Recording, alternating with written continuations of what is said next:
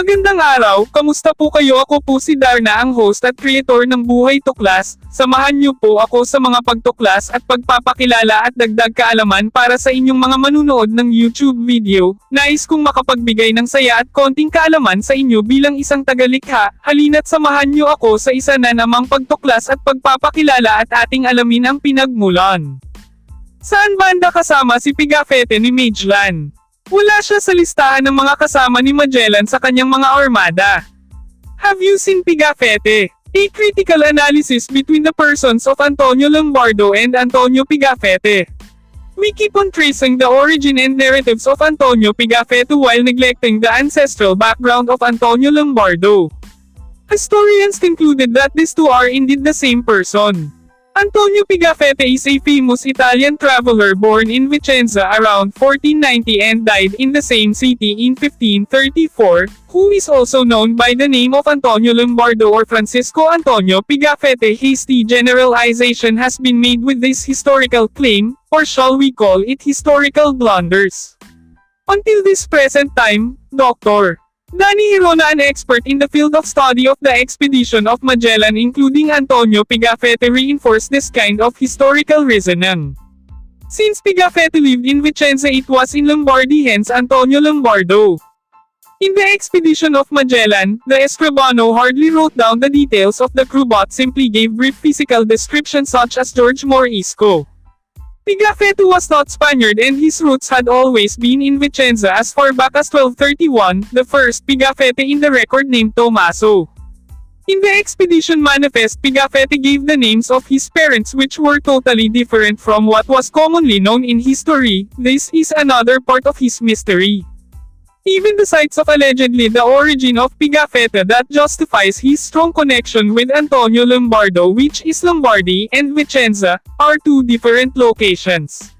Vicenza is a city in the Veneto region of northeast Italy, while Lombardy is a region in northern Italy. Its capital, Milan, and these two places are 133 kilometers away. In the Philippine setting, that would be Manila to Nueva Ecija. Furthermore, Dr. Danny Hirona is very much aware of the enigmatic and problematic personality of Antonio Pigafetta. The name Antonio Pigafetta was not mentioned in any document such as in the official list of the members of the expedition or in the memoir written by some of the crew. Historians, however, identified Pigafetta with a listed name Antonio Lombardo, whose personal details seem to be different from what is popularly known. These anomalies raise questions critical in the history of the expedition. Did Pigafetta deliberately conceal his identity and why? Who was he really and how reliable was his account of the expedition? Unless such questions are adequately answered, the whole narrative of the Magellan expedition will be seriously put to question. These historical anomalies are still unsolved until this moment of the celebration of 500-year circumnavigation of the men of Magellan. While others are focusing on the narratives of Antonio Pigafetta without providing any significant and logical historical evidence that will establish his true identity in relation to Antonio Lombardo.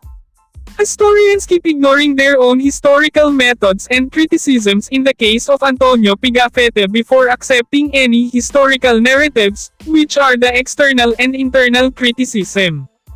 External criticism establishes the authenticity of a historical source by ascertaining its provenance and determining the document's consistency with known facts. Whereas internal criticism, which is an examination of the accuracy of the evidence, scrutinizes its content and the context of its production by determining the answers to a basic but critical question: is Pigafetta really an eyewitness in Magellan's expedition under the name Antonio Lombardo? This study will seek the ancestral background of Antonio Lombardo and his alleged relation with Antonio Pigafetta.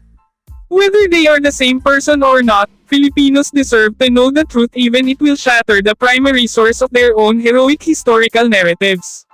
History would be a wonderful thing if it were only true. Leo Tolstoy. Mag-subscribe sa aming channel para sa higit pang nakakangganyo na makasaysayang nilalaman at tiyaking pindutin ang notification bell upang hindi makaligtaan ang isang update. I-like, ibahagi, at iwanan ang iyong mga saloobin sa seksyon ng mga komento sa ibaba. Salamat sa pagsama sa amin sa nakakapagpapaliwanag na paglalakbay na ito.